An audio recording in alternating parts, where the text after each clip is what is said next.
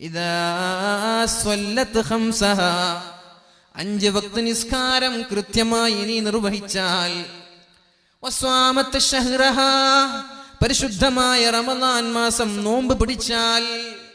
ഇവിടെയും എക്സ്ക്യൂസ് കൊടുത്തിട്ടുണ്ട്. നിസ്കാരത്തിലും എക്സ്ക്യൂസ് ഉണ്ട്, നോമ്പിലും ഇളവുണ്ട് പെണ്ണുങ്ങൾക്ക്. ഈ ഇളവുകളൊക്കെ സ്വീകരിച്ച് 5 വക്ത് നിസ്കരിച്ചു, പരിശുദ്ധ റമളാനിൽ നോമ്പ് പിടിച്ചു. പിന്നെയോ സ്വന്തം ഭർത്താവിനെ അനുസരിക്കുന്ന പെണ്ണായി നീ ജീവിച്ചാൽ, ഭർത്താവ് പറയുന്നത് പോലെ ജീവിക്കാൻ നീ തയ്യാറായാൽ, do or die, don't ask why എന്നാണ്. ഭർത്താവ് എന്ന് പറഞ്ഞാൽ തിരിച്ച് സംസാരിക്കാതെ അത് ഒബേ ചെയ്യുക, അത് അനുസരിക്കുക, അത് പെണ്ണിന്റെ ബാധ്യതയാണ്. അതങ്ങനെയാണ്, അത് ചോദ്യം ചെയ്യലല്ല, അത് പെണ്ണിന്റെ സ്വാതന്ത്ര്യത്തിന് കൂച്ചു വിലങ്ങിടലല്ല. പിതോ രക്ഷിതി കൗമാരെ, ഭർത്രോ രക്ഷിതി യൗവനെ, പുത്രോ രക്ഷിതി വാർദ്ധക്യേ, സ്ത്രീ സ്വാതന്ത്ര്യമർഹതി. കുട്ടിക്കാലത്ത് പെണ്ണിനെ സംരക്ഷിക്കുന്നത് മാതാപിതാക്കളാണ്. അതാണ് റസൂലുള്ളാഹി സ്വല്ലല്ലാഹു അലൈഹി വസല്ലം പറഞ്ഞത്. 1, 2, 3 പെൺകുട്ടികളെ ഒരാൾ വളർത്തുകയും പ്രായപൂർത്തിയായാൽ കല്യാണം കഴിച്ചു കൊടുക്കുകയും ചെയ്താൽ ആ ഉപ്പയ്ക്ക് അല്ലാഹു സ്വർഗ്ഗം നൽകുമെന്ന് റസൂലുള്ളാഹി. അപ്പൊ ഒരു പെൺകുട്ടി കുട്ടിയായിരിക്കെ അവളെ വളർത്തുന്നത് അവളുടെ ഉപ്പയാണ്. ഇനി ഭർത്താവ് കല്യാണം കഴിഞ്ഞാലോ ഭർത്താവിന്റെ കൈകളിലാണ് ഉത്തരവാദിത്വം. ഭർത്താവിനോട് പറഞ്ഞു, ഖൈറുക്കും ഖൈറുക്കും ലി അഹ്ലി, നിങ്ങളിൽ ഏറ്റവും നല്ലവൻ പെണ്ണിനോട്, നിങ്ങളുടെ ഭാര്യമാരോട് നന്നായി പെരുമാറുന്ന ആളുകളാണ്. നമ്മളിൽ ഏറ്റവും നല്ല ആളാരാ? ഭാര്യയോട് നന്നായി പെരുമാറുന്ന ആളാണ്. അല്ലാതെ സംഘടനാ നിലയിലൊക്കെ വളരെ ഉന്നതമായ സ്ഥാനമുണ്ടാകും, നല്ല സോഷ്യൽ വർക്കർ ആയിരിക്കും, അതൊന്നും നീ ഒരു നല്ലവനാണ് എന്നതിനുള്ള സർട്ടിഫിക്കറ്റ് അല്ല. നിന്റെ ഭാര്യ പറയണം, എന്റെ ഭർത്താവ് ബെസ്റ്റ് വൺ എന്ന് നിന്റെ ഭാര്യ പറഞ്ഞാലേ നീ നല്ലവൻ എന്ന് പറയാൻ പറ്റൂ. ഇത് അല്ലാഹുവിന്റെ ഹബീബിന്റെ വാക്കുകളാണ്. ഖൈറുക്കും ഖൈറുക്കും ലി അഹ്ലിഹി വഅന ഖൈറുക്കും ലി അഹ്ലി, ഞാൻ എൻ്റെ ഭാര്യമാരോട് നന്നായി പെരുമാറുന്നവനാണെന്ന് പരിശുദ്ധ റസൂലുള്ളാഹി സ്വല്ലല്ലാഹു അലൈഹി വസല്ലം. അപ്പോ യൗവനത്തിലെത്തുന്ന പെണ്ണിനെ സംരക്ഷിക്കുന്നത് ഭർത്താവാണ്. ഭർത്താവ് പറഞ്ഞതനുസരിക്കേണ്ടത് ഭാര്യയുടെ കടമയാണ്. ഭർത്താവ് പറഞ്ഞതനുസരിക്കുന്ന പെണ്ണ് ഖാമ എന്ന് ഭർത്താവിനോട് ചോദ്യം ചെയ്യാതെ എന്തെങ്കിലും ഒരു കാര്യം പറയുമ്പോൾ ഉടനെ അതനുസരിക്കുന്ന പെണ്ണ്.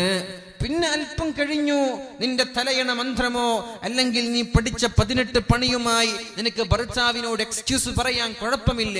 പക്ഷേ ഭർത്താവ് നിന്നോടൊരു കാര്യം ചെയ്യാൻ പറഞ്ഞാൽ നീ ഓൺ ദി സ്പോട്ട് തർക്കിച്ച് കയറല്ല, എനിക്ക് പറ്റൂല എന്ന് പറയല്ല, നിങ്ങൾ വേണമെങ്കിൽ ചെയ്തോ എന്നോട് പറയല്ല എന്ന് പറയരുത്. അങ്ങനെ നമ്മുടെ പെണ്ണുങ്ങളൊക്കെ ആയി മാറിയോ എന്ന് ഞാൻ അത്ഭുതപ്പെടുകയാണ്. സമ്പത്തും പഠനവും അതേപോലെ കുടുംബത്തിന്റെ സ്റ്റാറ്റസ് ഒക്കെ ഭർത്താവിനെ ചോദ്യം ചെയ്യാനുള്ള മാനദണ്ഡമായി ഇന്ന് മാറിയിട്ടുണ്ടോ എന്ന് ഞാൻ ചിന്തിച്ചു പോവുകയാണ്. പെണ്ണെ, നിന്റെ നാശം നീ ഭർത്താവിനെ ധിക്കരിക്കലോട് കൂടെ തുടങ്ങുകയാണ്.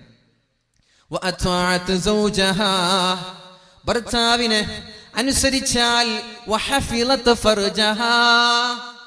പ്രായപൂർത്തിയെത്തിയത് മുതൽ നിന്റെ ഗുഹ്യാവയവങ്ങളെ ഹറാമിൽ പെടാതെ നീ സൂക്ഷിച്ചാൽ, പ്രായപൂർത്തിയെത്തി നിന്റെ സെക്ഷുവൽ ഹോർമോണുകൾ വളരാൻ തുടങ്ങി, അപ്പോഴേക്കും കണ്ടവൻ നമ്പറുകൾ തരുമ്പോൾ അത് വാങ്ങി സംസാരിക്കാൻ നീ തയ്യാറാവാതെ, കണ്ടവനെ പ്രേമിച്ച് നടക്കാനോ പ്രണയിച്ച് നടക്കാനോ തയ്യാറാവാതെ, സ്കൂളിൽ പോയി അവിടെയും തോന്നിവാസങ്ങൾ കാട്ടി നടക്കാൻ തയ്യാറാവാതെ, ഞാൻ എൻ്റെ അള്ളാഹുവിനെ പേടിക്കുന്നു എന്ന് പറഞ്ഞുകൊണ്ട് നീ അള്ളാഹുവിലേക്ക് മടങ്ങാൻ തയ്യാറായാൽ, സ്കൂളിന്റെ കഥകളൊക്കെ പറയണോ ഞാൻ? സ്കൂളിൽ നടക്കുന്ന സംഭവങ്ങൾ പരിതാപകരമാണ്, വളരെ പേടിക്കേണ്ട വിഷയമാണ്. നമ്മുടെ മക്കളെയൊക്കെ നമ്മൾ ഡിഗ്രിക്കും പോസ്റ്റ് ഗ്രാജുവേഷനും ഡോക്ടറേറ്റിനും അതേപോലെ MPhilലും അങ്ങനെ പല രീതിയിൽ പഠിക്കാൻ വേണ്ടി പറഞ്ഞേക്കുന്ന ആളുകളാണ്. ഇന്റേണൽ മാർക്കിന് വേണ്ടി അധ്യാപകർക്ക് ശരീരം കാഴ്ചവെക്കേണ്ട അവസ്ഥയാണ് പല കോളേജുകളിൽ നടക്കുന്നത്. ഡെന്റിസ്റ്റ് ആവണം, ദന്തവിദഗ്ധയാവണം, അതേപോലെ ജൈനക്കോളജിസ്റ്റ് ആവണം, ഇന്നൊക്കെ പറഞ്ഞ് നമ്മുടെ മക്കളെ ലക്ഷങ്ങൾ വാരി വിതറി പല യൂണിവേഴ്സിറ്റികളിലും പല കോളേജുകളിലും പറഞ്ഞയച്ചു. അവിടെ നടക്കുന്നത് ആഭാസങ്ങളാണ്. എല്ലാവരും ഇങ്ങനെയെന്ന് ഞാൻ പറയുന്നില്ല. അധ്യാപകന്റെ ഇന്റേണൽ മാർക്ക് ലഭിക്കാൻ വേണ്ടി അധ്യാപകന്റെ വീട്ടിലും റൂമിലും കയറി ഇറങ്ങി ശരീരം പോലും കാഴ്ചവെക്കേണ്ട ദയനീയ അവസ്ഥയുണ്ട് എന്ന് പറഞ്ഞത് ഒരു കോളേജിൽ പഠിക്കുന്ന പെൺകുട്ടിയാണ്. ഇതൊക്കെ അനുഭവങ്ങളാണ്. അതേപോലെ സ്കൂളിൽ പഠിക്കുന്ന 100-ൽ 90% പെൺകുട്ടികൾക്കും പ്രണയമുണ്ട്. അതിൽ 30% പെൺകുട്ടികളും പ്രണയിക്കുന്നത് അമുസ്ലിമീങ്ങളെയാണ് എന്ന് ഒരു മുസ്ലിം മാനേജ്മെന്റിന്റെ സ്കൂളിൽ പഠിക്കുന്ന പെൺകുട്ടി ഡയറി എഴുതി വെക്കുന്നുണ്ട്. മനസ്സിലാക്കണം, നമ്മൾ ഒരു മുസ്ലിം മാനേജ്മെന്റ് നടത്തുന്ന സ്ഥാപനത്തിൽ പഠിക്കുന്ന പെൺകുട്ടികൾ 100-ൽ 90 പേർക്കും പ്രണയമാണ്. അതിൽ 30% ആളുകളും പ്രണയിക്കുന്നത് അന്യമതസ്ഥരെയാണ്. എന്നിട്ട് നമ്മളിങ്ങനെ കരുതി നടക്കുക, എന്റെ മകൾ ഇതൊന്നും ചെയ്യൂല. ഇത് വെറും ഒരു കോഴിക്കോടിന്റെ സംഭവമല്ല. ഒരു കോഴിക്കോട് നിന്നൊരു ഒളിച്ചോട്ടം കല്യാണത്തിന്റെ അതേ ദിവസം ഒളിച്ചോടുമ്പോ ഇത് അവിടെയല്ലേ, ഇതെനിക്ക് പ്രശ്നമല്ലല്ലോ എന്ന് കരുതി നാം നിൽക്കുകയാണ്. എന്റെ മക്കളെ കുറിച്ച് അമിതമായ ആത്മവിശ്വാസം. അവരുടെ ബാഗ് ചെക്ക് ചെയ്യാറില്ല, അവരുടെ നീക്ക് പോക്കുകൾ നമ്മൾ ശ്രദ്ധിക്കാറില്ല. അവരുടെ റൂമിൽ നമ്മൾ തനിച്ച് കിടത്തി ഉറക്കുകയാണ്. അവരുടെ ഫോൺ ഉണ്ടോ, അവർ സംസാരിക്കുന്നുണ്ടോ, സ്കൂളിൽ പോയി എന്താണ് ചെയ്യുന്നത് എന്നൊന്നും നമ്മൾക്ക് വിഷയമേ അല്ല.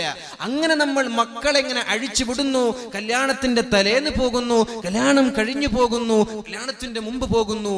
ഇതൊന്നും 1, 2, 3 സംഭവങ്ങളല്ലല്ലോ, അല്ലേ? ലാ യുൽദഗുൽ മുഅ്മിനു മിൻ ജുഹരിൻ വാഹിദിൻ മർറതൈൻ. അല്ലാഹുവിന്റെ ഹബീബായ മുത്ത് റസൂലുള്ളാഹ് സ്വല്ലല്ലാഹു അലൈഹി വസല്ലം പഠിപ്പിക്കുകയാണ്, ഒരു മുഅ്മിനിനെ സംബന്ധിച്ചിടത്തോളം ഒരു മാളത്തിൽ നിന്ന് 2 പ്രാവശ്യം പാമ്പ് കടിക്കൂല എന്ന് പറഞ്ഞാൽ എന്താ? ഒരു മാളത്തിൽ നിന്ന് ഒരാൾക്ക് 2 പ്രാവശ്യം പാമ്പ് കടിച്ചാൽ അവൻ മുഅ്മിനല്ല എന്നാണ്. ഇങ്ങനെയുള്ള സംഭവങ്ങൾ, ഒളിച്ചോട്ടങ്ങളും അന്യമതസ്ഥന്റെ കൂടെ ഇറങ്ങിപ്പോകലൊക്കെ നടക്കുമ്പോ നമ്മൾ വിചാരിക്കും ഇത് ലാസ്റ്റ് വൺ, ഇത് കണ്ട ആളുകൾ പഠിച്ചല്ലോ, ഇനിയൊരു പ്രാവശ്യം ഇത് ആവർത്തിക്കില്ലല്ലോ. പയ്യന്നൂരിലൊരു മുബശ്ശിറയോ അല്ലെങ്കിൽ കോഴിക്കോട് നിന്നുള്ളൊരു സഹലയോ ഇതൊക്കെ വെറും വിരളമാണ്, ഇതിനി സംഭവിക്കില്ല എന്ന് നമ്മൾ കരുതുമ്പോഴേക്കും പിറ്റേ ദിവസം വേറൊരു വാർത്ത വരികയാണ്. അനുഭവത്തിൽ നിന്ന് പാഠം പഠിക്കാനായിട്ടില്ലേ? ഇനി എന്നാ നമ്മൾ ഇതൊക്കെ പഠിക്കുക? എന്നാണ് നമ്മൾ ഇതൊക്കെ പഠിക്കുക? ഇതൊക്കെ സംഭവിക്കുന്നത് ഓരോ ഉമ്മയുടെ മക്കളാണ്. ദീനീബോധമുള്ള കുടുംബങ്ങളിൽ നിന്നാണ് ആളുകൾ ഇറങ്ങിപ്പോകുന്നത്. ഇത് പഠിച്ചില്ലെങ്കിൽ ഇനി എന്നാ നമ്മൾ പഠിക്കുക? ലാ യുൽദഗുൽ മുഅ്മിനു മിൻ ജുഹരിൻ വാഹിദിൻ മർറതൈൻ. ശഫീഉനാ റസൂലുള്ളാഹ്, അല്ലാഹുവിന്റെ ഹബീബായ റസൂലുള്ളാഹ് സ്വല്ലല്ലാഹു അലൈഹി വസല്ലം പഠിപ്പിക്കുകയാണ്. ഇതൊക്കെ കണ്ടിട്ടും വീണ്ടും വീണ്ടും ഇത് നമ്മുടെ സമൂഹത്തിൽ ഇത് സംഭവിക്കുന്നുവെങ്കിൽ നമ്മൾ മുഅ്മിനേയല്ല എന്നാണ് പരിശുദ്ധ റസൂലുള്ളാഹ്. വാലിന് വരുന്ന ആളുകൾക്ക് എങ്ങനെ നടന്മാരെ കാണുമ്പോൾ അവരെ കെട്ടിപ്പിടിക്കാൻ തോന്നുക, അവരെ കാണുമ്പോൾ അവർക്ക് ഷെയ്ക്ക് ഹാൻഡ് ചെയ്യാൻ തോന്നുക, അവരുടെ കൂടെ സെൽഫി എടുക്കാൻ തോന്നുക? എങ്ങനെയാണ് ഒരു വാലിന് പഠിക്കുന്ന, വാലിന് വരുന്ന ഒരു പെണ്ണുങ്ങൾക്ക് അത് സാധിക്കുക? കുന്തും ഖൈറ ഉമ്മ, നിങ്ങളാണല്ലോ ഏറ്റവും നല്ല സമൂഹമെന്ന് പരിശുദ്ധ ഖുർആൻ. ലോകത്തേക്ക് നിയോഗിക്കപ്പെട്ട ഏറ്റവും ഉത്കൃഷ്ടമായ സമൂഹമാണ് നിങ്ങളെന്ന് അല്ലാഹു തആല പരിശുദ്ധമായ ഖുർആനിൽ പറഞ്ഞ നമ്മൾ സമൂഹത്തിന് അപമാനമുണ്ടാക്കല്ല, സമൂഹത്തിന്റെ പേര് നമ്മൾ ദോഷം വരുത്തല്ല. നമ്മളായിട്ട് നമ്മുടെ ദീനിനൊരു നന്മ പോലും ചെയ്യാൻ സാധിക്കുന്നില്ലെങ്കിൽ നമ്മൾ അതിനൊരു കോട്ടമുണ്ടാക്കാൻ ശ്രമിക്കല്ല. നമ്മൾ കാരണം ഒരു കോട്ടം പോലും നമ്മുടെ സമൂഹത്തിനോ നമ്മുടെ ദീനിനോ ഉണ്ടാവാൻ പാടില്ല എന്നൊരു പ്രതിജ്ഞ എടുക്കണ്ടേ നമ്മളൊക്കെ? ഹൈദരി ഫഖർ ഹേ, ഹൈദരി ഫഖർ ഹേ, ന ദൗലത്തെ ഉസ്മാനി ഹേ. മഹാനായ അലി ഇബ്നു അബീ ത്വാലിബ് റളിയല്ലാഹു അൻഹുവിനുണ്ടായിരുന്ന ആ ഒരു പട്ടിണി നിങ്ങൾക്കുണ്ടായോ? ഹൈദരി ഫഖർ ഹേ ന ദൗലത്തെ ഉസ്മാനി ഹേ. മഹാനായ ഉസ്മാൻ തങ്ങൾക്കുണ്ടായിരുന്ന സമ്പന്നതയും നിങ്ങൾക്കുണ്ടോ? എന്നിട്ട് കവി നമ്മോട് ചോദിക്കുന്നുണ്ട്, തും മുസൽമാൻ ഹോ, നീ ഒരു മുസ്ലിമാണോ? നിന്നെ കുറിച്ച് എങ്ങനെയാണ് മുസ്ലിം എന്ന് പറയാൻ പറ്റുക? നിന്നെക്കുറിച്ചോ എന്നെക്കുറിച്ചോ ഒരു മുസൽമാനാണെന്ന് പറയാൻ പറ്റുമോ? കവി ചോദിക്കുകയാണ്, യാ അന്താസ മുസൽമാനി ഹേ, എന്ത് ബന്ധം കൊണ്ടാണ് നിന്നെ മുസൽമാൻ എന്ന് എനിക്ക് പറയാൻ പറ്റുക? ज़माने में मुअज़्ज़ज़ थे മുസൽമാൻ ഹോക്കർ. മുസ്ലിം എന്ന് പറയുമ്പോൾ അഭിമാനം നടിച്ചിരുന്ന ഒരു കാലമുണ്ട്. ഐ ആം എ മുസ്ലിം, ഞാനൊരു മുസ്ലിമാണ്, ഞാനൊരു മുസൽമാനാണെന്ന് അഭിമാനത്തോടെ പ്രൗഢിയോടെ പറഞ്ഞിരുന്ന ഒരു കാലമുണ്ട്. ഇന്ന് മുസ്ലിം എന്ന് പറയുമ്പോൾ പേടി തോന്നുകയാണ്. എന്തേ കാരണം? കവി തന്നെ നമ്മോട് പഠിപ്പിക്കുന്നുണ്ട്. ഔർ തും ഖാർ ഹുയേ താരിഖേ ഖുർആൻ ഹോക്കർ. നീ പരാജയപ്പെടാനും നീ തോറ്റുപോവാനും നിന്റെ സംസ്കാരങ്ങൾ നഷ്ടപ്പെടാനും നിന്റെ സ്വാഭിമാനം നഷ്ടപ്പെടാനും കാരണം ഒന്നേ ഒന്ന് മാത്രം. ഔർ തും ഖാർ ഹുയേ താരിഖേ ഖുർആൻ ഹോക്കർ. പരിശുദ്ധമായ ഖുർആനിന്റെ ആശയങ്ങളെ നീ വലിച്ചെറിഞ്ഞപ്പോ, പരിശുദ്ധമായ ദീനിന്റെ സംസ്കാരങ്ങളെ നീ വളച്ചൊടിക്കാൻ ശ്രമിച്ചപ്പോ, വാലിന്റെ സദസ്സുകളെ നീ പുച്ഛിക്കാൻ തുടങ്ങിയപ്പോൾ നിന്റെ സംസ്കാരം നഷ്ടപ്പെട്ടു, നിന്റെ അഭിമാനം നഷ്ടപ്പെട്ടു. പിന്നെ നിന്റെ മുസൽമാൻ എന്ന പേര് മാത്രമാണ് അവിടെ ബാക്കിയായത്. അതുകൊണ്ട് പൊന്നുമ്മമാരെ, ഞാൻ പറയുന്നത് നമ്മളായിട്ട് നമ്മുടെ മതത്തിനൊരു കോട്ടം വരുത്തല്ല, നമ്മളായിട്ട് പേരുദോഷം വരുത്തല്ല. ആരാണ് ഈ ഇസ്ലാമിനെ പടുത്തുയർത്തിയത്? പരിശുദ്ധമായ റമദാൻ മാസം ഒട്ടിയ വയറുമായി പൊട്ടിയ വാളുമായി ഭക്ഷണം കഴിക്കാതെ 313 പേർ, ആയിരക്കണക്കിന് മുശ്രിക്കീങ്ങളായ ആളുകളോട് പടപൊരുതി, വെള്ളമില്ലാതെ ഭക്ഷണമില്ലാതെ, ലിതകൂന കലിമത്തുല്ലാഹി ഹിയൽ ഉല്യാ, പരിശുദ്ധമായ മതം ലോകത്ത് പാറിക്കളിക്കണം, ലോകത്തിന്റെ മുക്കുമൂലകളിൽ ഇസ്ലാം പടർന്ന് പന്തലിക്കണമെന്ന താല്പര്യത്തോടെ കഠിനാധ്വാനം ചെയ്ത് നാടില്ലാതെ, വീടില്ലാതെ, കുടുംബങ്ങളില്ലാതെ, മക്കളില്ലാതെ, സമ്പത്തില്ലാതെ എല്ലാം വലിച്ചെറിഞ്ഞുകൊണ്ട് ഇസ്ലാമിനെ പ്രോത്സാഹിപ്പിക്കുവാനും ഇസ്ലാമിനെ പ്രചരിപ്പിക്കുവാനും വേണ്ടി ജീവിതം തന്നെ ത്യജിച്ചു വെച്ച മഹാന്മാരായ സ്വഹാബാക്കൾ. ആ സ്വഹാബാക്കളുടെ പാത നമ്മളായിട്ട് നഷ്ടപ്പെടുത്താൻ പാടില്ല. ഇതിനൊരു നേട്ടം നിന്നെ കൊണ്ടോ എന്നെ കൊണ്ടോ ഉണ്ടാക്കാൻ സാധിക്കുന്നില്ലെങ്കിൽ പിന്നെ എന്തിന് സഹോദരി നമ്മളായിട്ട് നഷ്ടപ്പെടുത്തുന്നത്? ഇതിന്റെ മഹത്വം നമ്മളായിട്ട് കളയല്ലേ എന്ന് ഞാൻ സ്നേഹത്തോടെ പറയാൻ. കവി ചോദിക്കുന്നുണ്ട്, كيف نظن بالأبناء خيرا إذا نشأوا بحضن الجاهلات. വളരെ നല്ലൊരു ചോദ്യമാണ്. എങ്ങനെയാണ് നമ്മുടെ മക്കളൊക്കെ നന്നാവുക, എങ്ങനെയാണ് നമ്മുടെ മക്കളൊക്കെ സ്വാലിഹീങ്ങളാവുന്നത് എന്ന് കവി ചോദിക്കുകയാണ്. അതിന് ഉത്തരവാദി ഉമ്മയാണ്. കവി പറയുന്നു, فكيف نظن بالأبناء خيرا, നമ്മുടെ മക്കൾ നന്നാവുന്നു എന്ന് നന്നാവണമെന്ന് എങ്ങനെയാണ് നമ്മൾ ആഗ്രഹിക്കുക? ഇദാ നശഊ ബിഹിൽനിൽ ജാഹിലാത്തി, ജയസൂര്യ വരുമ്പോ നീർച്ചാലിലേക്ക് ഓടിപ്പോകുന്ന ഉമ്മമാർ, നിങ്ങളുടെ മടിത്തട്ടിൽ വളരുന്ന മക്കൾ എങ്ങനെയാണ് നന്നാവുമെന്ന് നമ്മൾ ആഗ്രഹിക്കുന്നത്? തോന്നിവാസങ്ങൾ ചെയ്യുന്നത്, തോന്നിവാസങ്ങൾ ചെയ്താലും മടുക്കാതെ, റമദാൻ എന്നില്ല, പെരുന്നാളെന്നില്ല, സംശുദ്ധമായ പരിശുദ്ധമായ ദിവസങ്ങളെന്നില്ല, എല്ലാം കാറ്റിൽ പറത്തി തോന്നിയതുപോലെ ജീവിക്കുന്ന ഉമ്മമാരുടെ മടിത്തട്ടിൽ ഈ മക്കള് വളർന്നാൽ ഈ മക്കളിൽ എങ്ങനെയാണ് നന്മകൾ നമ്മൾ ആഗ്രഹിക്കുന്നത്? മക്കൾക്ക് മുലപ്പാല് നൽകുമ്പോൾ വരെ, മുലപ്പാൽ നൽകുന്നതൊരു ഇബാദത്താണ്, അതും ഒരു ആരാധനയാണ്.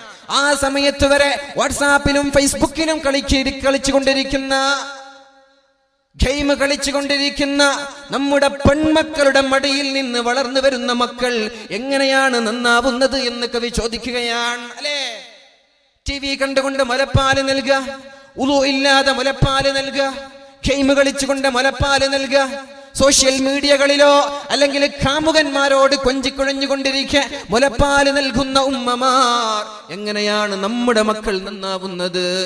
കവി ചോദിക്കുന്നുണ്ട്, വഹൽ യുർജാലി അത്ഫാലിൻ സ്വലാഹു, നിങ്ങൾക്ക് പ്രതീക്ഷയുണ്ടോ ഈ മക്കൾ നന്നാവുമെന്ന്? വഹൽ യുർജാലി അത്ഫാലിൻ സ്വലാഹു, ഈ മക്കൾ നന്നാവുമെന്ന് നിങ്ങൾക്ക് തോന്നുന്നുണ്ടോ?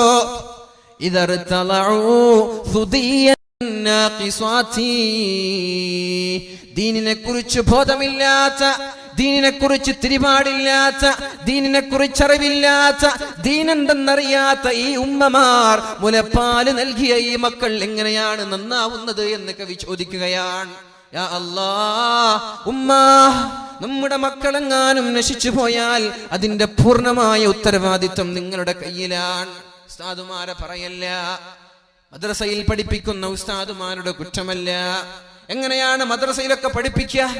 പഠിക്കാത്തതിന്റെ പേരിൽ ഒന്ന് വടിയെടുത്താൽ പിന്നെ പ്രശ്നങ്ങളായി, പിന്നെ മദ്രസയിലേക്ക് മാർച്ചായി, പിന്നെ ആ ഉസ്താദിനെ പുറത്താക്കാതെ എന്റെ മകനെ ഞാൻ മദ്രസയിലേക്ക് പറഞ്ഞേക്കില്ല എന്ന് വാശി പിടിക്കുന്ന ഉമ്മമാർ. എങ്ങനെയാണ് നമ്മുടെ മക്കൾ നന്നാവുമെന്ന് നമ്മൾ ആഗ്രഹിക്കുന്നത്? എങ്ങനെയാണ് നമ്മുടെ മക്കൾ നന്നാവുമെന്ന് നമ്മൾ പ്രതീക്ഷിക്കുന്നത്? നന്നാകുമോ? പഠിക്കാത്തതിന്റെ പേരിൽ അടിക്കാൻ പാടില്ല, കളിച്ചതിന്റെ പേരിൽ അടിക്കാൻ പാടില്ല. തോന്നിവാസങ്ങൾ എത്ര 100 കൂട്ടം തോന്നിവാസങ്ങൾ ചെയ്താലും, കഞ്ചാവ് അടിച്ചാലും, കള്ള് കുടിച്ചാലും, പെണ്ണ് പിടിച്ചാലും, മകന്റെ കൂടെ നിന്ന് മകന്റെ തിന്മകളെ ന്യായീകരിക്കുന്ന ഉമ്മമാർ നമ്മുടെ നാട്ടിലുണ്ടാകുമ്പോൾ എങ്ങനെയാണ് ഈ മക്കൾ നന്നാവുമെന്ന് കരുതുന്നത്? അതുകൊണ്ട് പൊന്നു സഹോദരിമാരെ, അള്ളാഹുവിന്റെ ഹബീബ് പറയുന്നൊരു ഹദീസ് ഉണ്ട്, മാ മിൻ അബ്ദിൻ യസ്തറഈഹില്ലാഹ്. അല്ലാഹു തആല ഒരാൾക്ക് ഒരു അധികാരം നൽകിയാൽ, അല്ലാഹു തആല ഒരു പെണ്ണിനോ ഒരു ആണിനോ ഒരു അധികാരം നൽകി, ആ അധികാരം ഭംഗിയായി പൂർത്തീകരിക്കാതെ മരിച്ചുപോയാൽ ലാ യദ്ഖുൽനൽ ജന്ന, അവർ സ്വർഗ്ഗത്തിലേക്ക് കടക്കുകയേ ഇല്ല. നമ്മുടെ മക്കൾ അമാനത്തുൻ ഫീ അഅനാഖികും, നമ്മുടെ ഷോൾഡറിൽ അല്ലാഹു കെട്ടിത്തന്ന, അല്ലാഹു സൂക്ഷിക്കാൻ ഏൽപ്പിച്ച സൂക്ഷിപ്പ് മുതലാണ് നമ്മുടെ മക്കൾ. അത് പെൺമക്കളും പെട്ടു, ആൺമക്കളും പെട്ടോ. നമ്മുടെ മക്കളെല്ലാം നമ്മുടെ കയ്യിൽ അല്ലാഹു സൂക്ഷിക്കാൻ ഏൽപ്പിച്ച മുതലാണത്. അതിനോട് ചില ബാധ്യതകളും ചില കടമകളും അല്ലാഹു ഉമ്മമാർക്ക് പഠിപ്പിച്ചു കൊടുത്തു. ഈ രീതിയിലാണ് മക്കളെ പഠിപ്പിക്കേണ്ടത്. 10ാം ക്ലാസ് പഠിക്കുന്ന കുട്ടി വലിക്കുന്നത് സീസറാണ്, 5ാം ക്ലാസ് പഠിക്കുന്ന കുട്ടിയും അടിക്കുന്നത് കഞ്ചാവാൻ. ഇതൊന്നും കണ്ടാലും അറിഞ്ഞാലും ഉമ്മമാർക്ക് പ്രശ്നമില്ലല്ലോ, എന്റെ കുട്ടിയല്ലേ, കുഴപ്പമില്ല, ചെയ്തോട്ടെ. പൊന്നുമ്മ, നിങ്ങൾ മരിച്ചു പോകുമ്പോ മക്കളോടുള്ള ബാധ്യത ചെയ്ത് വീട്ടാതെ മരിച്ചു പോയാൽ സ്വർഗത്തിലേക്ക് കടക്കാൻ പറ്റൂല എന്ന് പറയുന്നത് ഞാനല്ലേ? ഇത് പരിശുദ്ധ റസൂലുള്ളാഹി സ്വല്ലല്ലാഹു അലൈഹി വസല്ലം പഠിപ്പിക്കുന്ന വാക്കുകളാണ്. മരിച്ചു പോയാൽ എന്താ ചെയ്യാ? നാളെ അല്ലാഹുവിന്റെ കോടതിയിൽ റബ്ബനാ അരിനൽ ലദീന അളല്ലാനാ മിനൽ ജിന്നി വൽ ഇൻസ് ലിനജഅൽഹുമാ തഹ്ത അഖ്ദാമിനാ വലിയകൂനാ മിനൽ അസ്ഫലീൻ. മുസ്ലിംകൾ തിങ്ങിപ്പാർക്കുന്ന മേഖലകളിലാണ് പ്രശ്നങ്ങൾ നടക്കുന്നത്. മുസ്ലിമീങ്ങൾ തിങ്ങിപ്പാർക്കുന്ന ഏരിയകളിൽ നമ്മുടെ മക്കൾ കിടന്നുറങ്ങുമ്പോൾ 12 മണിയും 1 മണിയും 2 മണിയുമാകുന്നു. ഉമ്മ, നീ ചോദിച്ചോ എവിടെയായിരുന്നു ഇതുവരെ എന്ന്? ബസ് സ്റ്റാൻഡിലിരിക്കുന്ന കുട്ടിയോട് 9 മണിക്ക് വീട്ടിലെത്തിയില്ലെങ്കിൽ വീടിന്റെ കതകടിച്ച് വീട്ടിൽ നിന്ന് പുറത്താക്കുമെന്ന് പറയാനുള്ള തന്റെ ഇടം നമ്മുടെ ഉമ്മമാർക്കുണ്ടോ? നമ്മുടെ നാടിന്റെ ചുറ്റുവട്ടത്തുള്ള ഈ അങ്ങാടികളിൽ ബസ് സ്റ്റാൻഡിൽ 12 മണി വരെ 1 മണി വരെ കിടന്നുറങ്ങാതെ നമ്മുടെ മക്കൾക്ക് എന്താണ് അവിടെ ചെയ്യാനുള്ളത്? എന്ത് ഡ്യൂട്ടിയാണ് അവർക്കുള്ളത്? എന്ത് ദൗത്യമാണ് അവർക്കുള്ളത്? എന്താണ് അവർ ചർച്ച ചെയ്യുന്നത്? എന്താണ് അവർക്ക് ചർച്ച ചെയ്യാനുള്ള വിഷയം? എന്താണ്? ഇശാ നിസ്കാരം കഴിഞ്ഞാൽ കിടന്നുറങ്ങിക്കൂടെ? ഇശാ നിസ്കാരം കഴിഞ്ഞാൽ സംസാരിക്കല്ല, അത് ഭാര്യമാരോട് മാത്രമേ സംസാരിക്കാൻ ഓപ്ഷനുള്ളൂ. അങ്ങനെയാണ് ദീന് പഠിപ്പിക്കുന്നത്. ഇശാ കഴിഞ്ഞാൽ പിന്നെ ഉറങ്ങണം, പിന്നെ സംസാരിച്ചിരിക്കരുത്. ഭാര്യമാരോട് ജോലി കഴിഞ്ഞ് ക്ഷീണിച്ചു വരുന്ന ഭർത്താക്കന്മാർക്ക് സംസാരിക്കാം. അതേപോലെ നാട്ടിൽ അല്ലറ ചില്ലറ പ്രശ്നങ്ങൾ ഉണ്ടെങ്കിൽ അത് പരിഹരിക്കാനും സംസാരിക്കാം. അല്ലാതെ വെറുതെ സ്വര പറയുന്നത് ഇസ്ലാം നമ്മൾക്ക് അനുവദിച്ചു തന്നിട്ടില്ല. എന്നിട്ട് നമ്മുടെ മക്കൾ എങ്ങനെ കടന്നിങ്ങനെ സംസാരിക്കുന്നത്? മുസ്ലിമീങ്ങളൊക്കെ 9 മണിയാകുമ്പോ വീട്ടിൽ കയറി മീശ മുളക്കാതെ 10ാം ക്ലാസ്സിലും 9ാം ക്ലാസ്സിലൊക്കെ പഠിക്കുന്ന കുട്ടികൾ 2 മണിക്ക് റോഡിലും ടൗണിലും ഇങ്ങനെ അലഞ്ഞു തിരിയ. എന്താ, ഇവർക്കൊന്നും ഉപ്പമാരില്ലേ? ഇവർക്കൊന്നും ഉമ്മമാരില്ലേ? നിങ്ങളുടെ വീട്ടിലേക്ക് വൈകി എത്തുന്ന മക്കളെ നിങ്ങളല്ലാതെ പിന്നെ ആരാ ചോദ്യം ചെയ്യേണ്ടത്? പള്ളിയുടെ ഉസ്താദിനത് പറ്റുമോ? നാട്ടിലുള്ള പ്രസിഡന്റിനത് പറ്റുമോ? ഇതുവരെ ചോദ്യം ചെയ്താൽ നാളെ പിന്നെ പ്രശ്നമല്ലേ? അതുകൊണ്ട് നിങ്ങളുടെ കയ്യിലുള്ള ബാധ്യതയാണിത്. This is your responsibility. നിങ്ങളുടെ ഉത്തരവാദിത്തമാണ്. നിങ്ങളിത് ഭംഗിയായി ചെയ്തില്ലേ, നാളെ മരിച്ചു പോയാൽ സ്വർഗത്തിന്റെ കവാടം നിങ്ങൾക്ക് കടക്കാൻ കഴിയില്ലെന്ന് പരിശുദ്ധ റസൂലുള്ളാഹി സ്വല്ലല്ലാഹു അലൈഹി വസല്ലം. അല്ലാഹു നമ്മുടെ മക്കളെ ദീനി ബോധമുള്ളവരാക്കട്ടെ.